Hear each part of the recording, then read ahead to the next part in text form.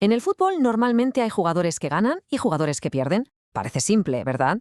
Pero luego está el caso de Michael Ballack, un hombre que de verdad le devolvió el orgullo a toda una nación, pero a quien el destino pareció castigar con una crueldad casi de película, sobre todo cuando tenía la gloria, vamos, al alcance de la mano. Y es que esta frase lo resume todo. Es el titular perfecto para una carrera marcada por un talento brutal y a la vez por una tragedia constante. Una historia de remar y remar para morir siempre en la orilla. Para entender bien esta historia, hay que ir al principio, al origen de un futbolista que era mucho más que un jugador. Fue un auténtico símbolo. Michael Ballack nació en la República Democrática Alemana, la RDA. Y eso marca. Él era la pura personificación de la disciplina, de la fuerza, de la potencia alemana de la vieja escuela. Cuando apareció en el Bayer Leverkusen, todo el mundo vio que era algo distinto. No era el típico mediapunta fino y elegante, no. Era una fuerza de la naturaleza. El término que mejor lo definía, sin duda, era todocampista, un jugador total. Recuperaba balones, organizaba al equipo y, sobre todo, llegaba al área rival con una potencia que era como ver llegar un tren de mercancías. Era el motor y el martillo, todo en uno, una bestia. Y fue precisamente el Leverkusen donde empezó todo, el año clave 2002, un año que apuntaba a la gloria absoluta y que sin embargo se convirtió en una auténtica pesadilla, una que le dio un nuevo nombre al equipo y que forjó para siempre su leyenda negra. Es que hay que pararse a pensar en esta secuencia porque es casi increíble. En apenas 11 días, el Bayer Leverkusen de Ballack, que iba a por el triplete que aspiraba a ganarlo todo, lo perdió absolutamente todo. Primero la Liga, de una forma agónica. Una semana después, la Copa. Y para rematar, la Champions League, en aquella final mítica contra el Madrid de la volea de Zidane. El número lo dice toda. 3. 3 oportunidades de tocar el cielo convertidas en 3 de las derrotas más crueles que se puedan imaginar. A partir de ahí, al equipo se le conoció para siempre como el Neverkusen, el equipo que nunca gana. Y es que esos 11 días no fueron solo una mala racha. Para muchos, fue el pistoletazo de salida a un estigma, a una especie de maldición personal que iba a acompañar a Ballack durante toda su carrera. Pero bueno, el fútbol siempre te da una segunda oportunidad. O eso dicen. Ese mismo verano, con el Mundial de Corea y Japón de 2002, Ballack tenía la ocasión de vengarse del destino. Y lo hizo liderando a una selección alemana por la que, la verdad, nadie daba un duro. Y esta pregunta es clave para entender lo que pasó después, porque lo que hizo Ballack en aquella semifinal no fue solo una jugada más. Fue literalmente la definición de lo que es ser un líder y de lo que significa el sacrificio. Estamos en un momento crítico de la semifinal contra Corea del Sur. Hay un contraataque que es gol casi seguro, y Ballack se lanza para cortar la jugada.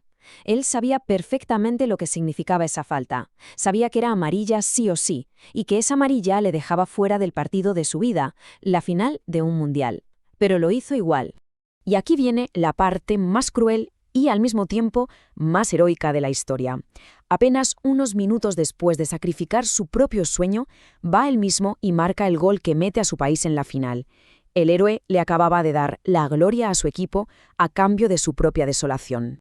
Las imágenes de su celebración son historia del fútbol, de verdad. Una mezcla de alegría por el equipo y una tristeza infinita en los ojos.